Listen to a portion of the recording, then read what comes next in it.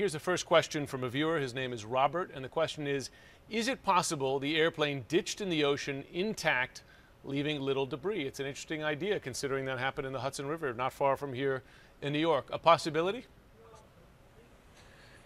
Well, Jim, I'm an oceanographer, not an aeronautic engineer, but I don't see why not. If the plane made an attempt to land rather than crash, then that's certainly a possibility. Miles, does that seem possible to you as well? Structurally on the ocean, obviously different in an ocean than in a river, as Sully Sullenberger famously did in the Hudson River here. It depends on who's flying, if it's the autopilot or a human being. If it's the autopilot and it's been set for a specific speed and altitude, the autopilot will desperately try to maintain both as long as it can, even as the engines run dry. And what happens as it does that is the nose just starts pitching upward to about a 40-degree upward pitch. That's not a good situation for any aircraft you can imagine. So then the autopilot gives up, and what we've seen in the simulators is that the aircraft goes down tail first. That could go a couple of ways. That would lead you to believe that it would be landing, hitting the water at a relatively slow speed, having stalled out. Now, if somebody were actually flying it down, the airplane could glide down, and in essence, you could perform a ditching. But it's pretty hard to ditch in the water at night. So I'm not exactly sure if that time after that much flying, if they were in daylight conditions or darkness, that would be a key thing. No question. Well, Miles, let me bring you another question from a viewer. This one asks, if military radar was picking up a plane without a transponder, why didn't it raise any flags to deploy help? So that famous Malaysian radar data that saw a plane going across there but not identifying itself.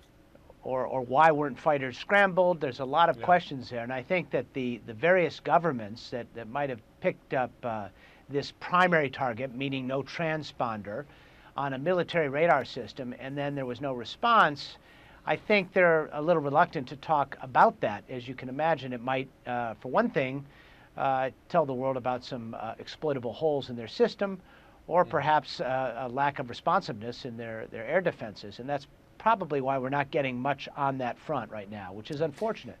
And that's been a continuing part of the story, right, is the reluctance of some countries involved to reveal their capabilities, whether by satellite or by radar.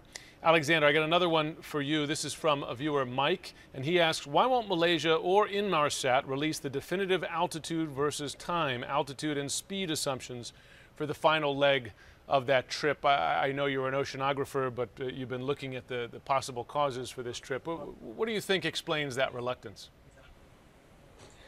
Well, Jim, it's hard for me to speculate, but this is the question which I'm asking myself when watching the news as well, right? There's not so much information about why these kind of decisions are made, and why, for example, not only the distance which the plane traveled, but also the direction which the plane traveled was reviewed.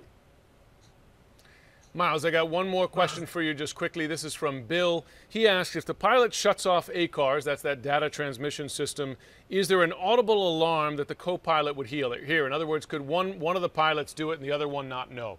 Just quickly to you, Miles. I don't believe so. We can double check that with some 777 pilots. My inclination is that would not be something that would trigger an alarm.